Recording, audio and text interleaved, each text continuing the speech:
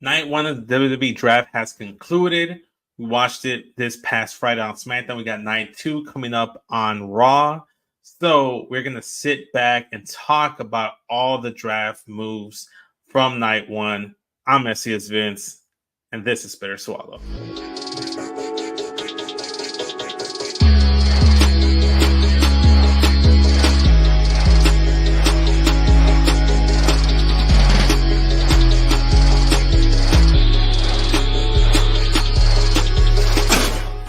Before we get started, I'd like to go ahead and remind everyone to go ahead, like this video, subscribe down below, turn on the bell notification, and catch up with all things Smackin It Raw and Creation World. So, that being said, like I mentioned, night one, WWE Draft, pretty good. I enjoyed a lot of what happened on the show. Few things a lot of people complained about, namely not too many transactions, not many people changing brands. But as Triple H emphasized and stressed during night one, there was a priority in retaining your stars on your show as well as trying to bolster your roster as well. So why don't we take a look at the rules real quick and let's go with from there.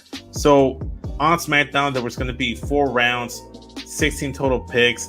On Raw, there's going to be 6 rounds of 24 total picks. Champions on each brand are protected, so no one will be drafted. We won't have a Becky Lynch, Charlotte Flair, like temper tantrum throwing titles at each other, like it's title exchange. No awkward backstage, New Day, Street Profits, title swap. No more of that. So Cody Rhodes, Bayley, A-Town Down Under, and Logan Paul, respectively, all are staying on SmackDown. Those individuals are staying put. As we can see right here on the rules, the women's tag champions are eligible to be selected, and it was specified whatever show they get drafted to is their default show if they are to lose the titles down the line. Kind of figures that whole thing out. The rosters are locked in as of next week, Monday, May 6th. So let's take a look at round one. First and foremost, we got the number 1 overall draft pick in Bianca Belair from SmackDown. Forgot to mention, SmackDown get the first pick on night 1. Raw's going to get the first pick on night 2. With their first selection, Raw selected Jey Uso. The second overall pick, Carmelo Hayes from NXT. Technically, he was still an NXT superstar, meaning, yeah, it's technically is a call-up, even though he did show up and have a few matches on SmackDown and appearances as well. Seth freaking Rollins, staying on the Raw brand, makes sense. He was your workhorse champion. When he comes back, he should get a chance to reclaim that world title. And, you know, his wife is there as well as women's world champion. So one title leaves the family, stays in the other. You know, I like this. So I'm going to swallow all 4 of these selections. They all make sense, honestly, especially with Jey Uso. He's the number 1 contender for the world championship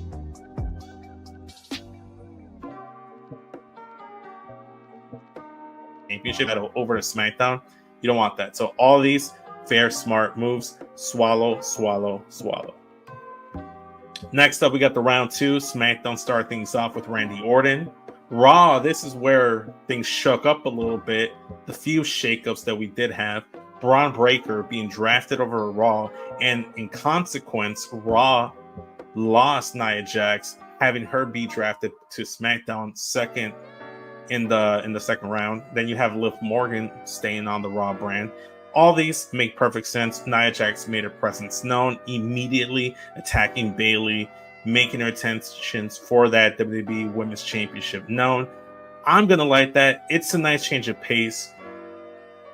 All around, all swallows. No complaints here. Round 3, we have LA Knight. Yeah. Being selected by SmackDown, and then you have Ricochet being selected by Raw, and I'm just like, either they have a really strong investment in Ricochet, or Raw, this is where you start to fumble the draft picks, because the very next pick is the Bloodline featuring Tama Tonga, Solo Sikoa, and Paul Heyman. So Raw does figure things out a little bit. They take the GOAT Sheamus, you know, he's right there selected. But I'm going to go with a swallow for Raw. I mean, for SmackDown, in terms of the LA Knight and the Bloodline picks, you kind of have to select those. You kind of have to keep them. You go over to Raw. I'm swallowing Sheamus, staying on Raw. It makes perfect sense. Ricochet being taken this high, especially who gets selected in the 4th round and in the post show.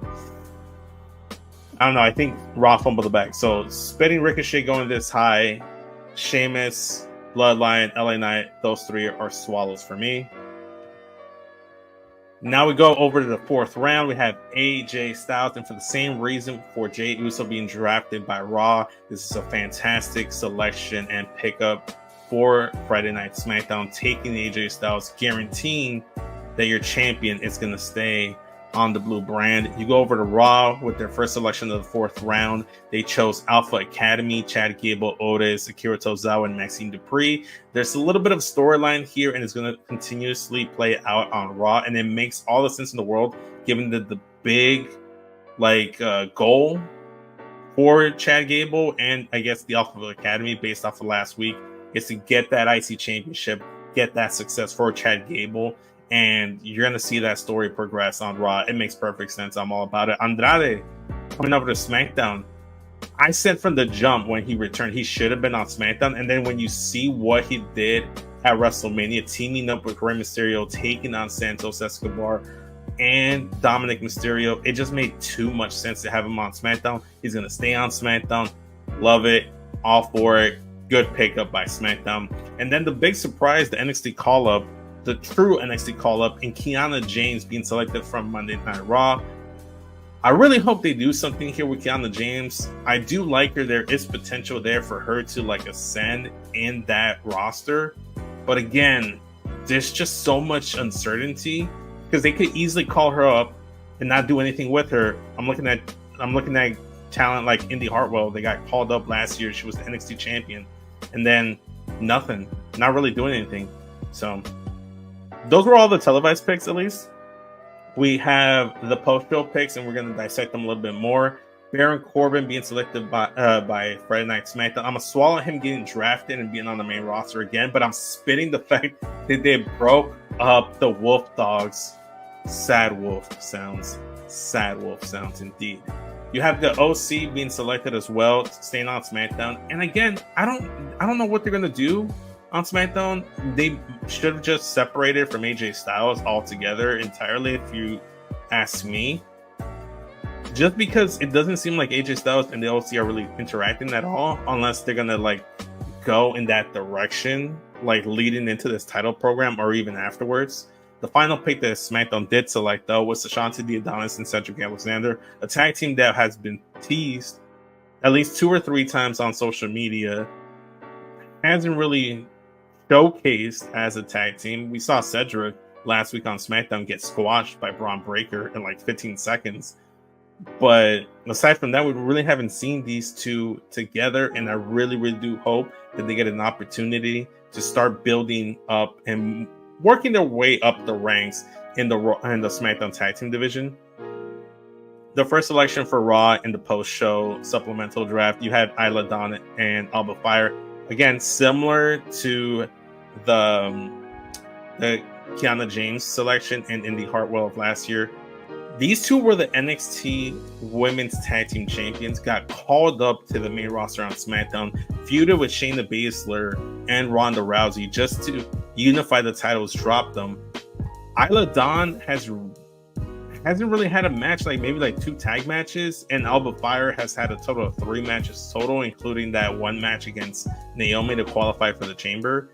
It's honestly very disappointing to see that they haven't really done anything with this duo, because they have potential to be great, especially if you saw their work in NXT. That connection with the WWE Women's Tag Team titles being cursed and someone putting a curse on them, they being the ones putting said curse on the titles, it made too much sense. Hopefully on the Raw brand, they get a chance to interact with other tag teams such as Katana Chance and Kaden Carter. You have Ivar being selected as well. Makes total sense. Mid-card guy, bolster your roster. You need a lot of guys with a 3-hour show.